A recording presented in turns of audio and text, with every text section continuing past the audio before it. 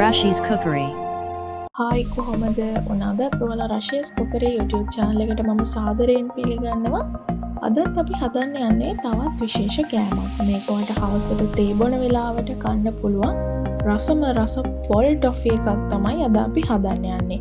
ඔයාලට මේ වගේ කාලෙක ඉතාමත් අඩු වියදමකින් හදාගන්න පුළුවන් රසවත් කෑමක් තමයි අද අපි හදන්නේ. අපි බලමු කොහොමද මේක හදන්නේ කියලා සහ මේකට අවශ්‍ය අමුද්‍රව්‍ය මොනවද කියලා මම ඔයාලට මුලින්ම පෙන්නන්නම්.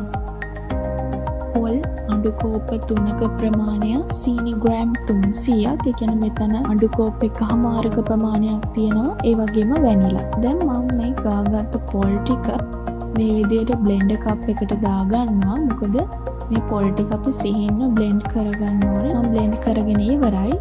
ඊට පස්සේ මම මේ විදිහට අපේ පොල් ටොෆි එකේ මික්ස්චර් එක දාන්න අවශ්‍ය වෙන භාජන වල මේ විදිහට තෙල් ගා ගන්නවා. මම දැන් මේ මිශ්‍රණය දාන ට්‍රේ එකේ තමයි තෙල් ගා ගන්නෙ. මේ විදිහට හොඳින් වටේම ගා ගන්න ඕනේ. දැන් මම මේකට අවශ්‍ය වෙන පීයේ තෙල් ටිකක් ගා ගන්නවා. ස්පැචුලා දෙකෙත් මම තෙල් ටිකක් ගා ගන්නවා. ඒක මම පැත්තකින් තියාගෙන ඊට පස්සේ මම මේ විදිහට භාජනයක් ලිපේ තියා ගන්නවා. ඒකට අවශ්‍ය පොල් ටික ඔක්කොම මේ විදිහට එකතු කරගන්නවා.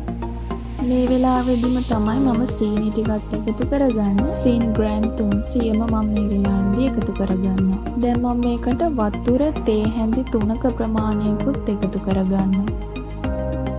ඒ තුන එකතු කරගෙන මේක මම හොඳින් කලවම් කරගන්නවා. ඔයා මේ මික්ස්චර් එකේ පදම හරියට එනකන් කලවම් කරන එක නවත්තන්න එපා. පටන් ගත්ත වෙලේ ඉඳන් අවසානයේ වෙනකන් හරි පදම එනකම්ම අපි මේක හොඳින් කලවම් කරගන්න ඕනේ. දැන් මම මේ වෙලාවේදී තමයි ලුණු තේ හැන්දක් එකතු කරගන්නේ. ඒකත් හොඳින් කලවම් කරගන්න. ඔයාලට පේනවා ඇති මේක දැන් දියරම ස්වභාවයක් ඇවිත් තියෙනවා. මේ වෙලාවේදී තමයි මම මේකට වැනිලා ටික එකතු කරගන්නේ. තේ හැන්දක් වගේ එකතු කරගත්තාම ඇති මේකට.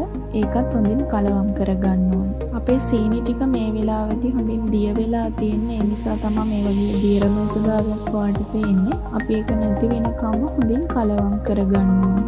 වැනිලා ටිකත් එකතු කරගත් නිසා මට මේ වෙලාවේදී හොඳ සුවඳක් එනවා.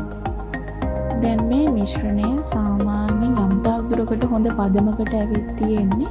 ඔයා මේක එක ගුලියකට වගේ එනකම් හොඳින් කලවම් කරගන්න ඕනේ. දැන් මේ වෙලාවේදී මේක එක ගුලියකට හොඳ පදමකට ඇවිත් තියෙන්නේ. ඔයාලට පේනවා ඇති. දැන් මම මේ වෙලාවේදී ලිප් ඔෆ් කරගන්නවා. ලිප් ඔෆ් කරගෙන මම මේ මිශ්‍රණය ට්‍රේ එකට දාගන්නවා.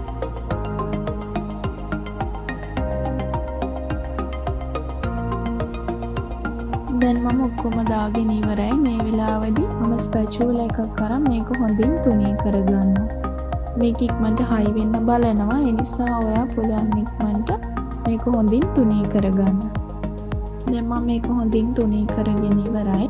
කෑලි වලට වෙන් කරගන්න. නමුත් මේක කෑලි වලට කපලා ගන්නෙ නැහැ. මම මේක හයි වෙන්න කලින් තමයි මේ විදියට වෙන් කරගන්නේ.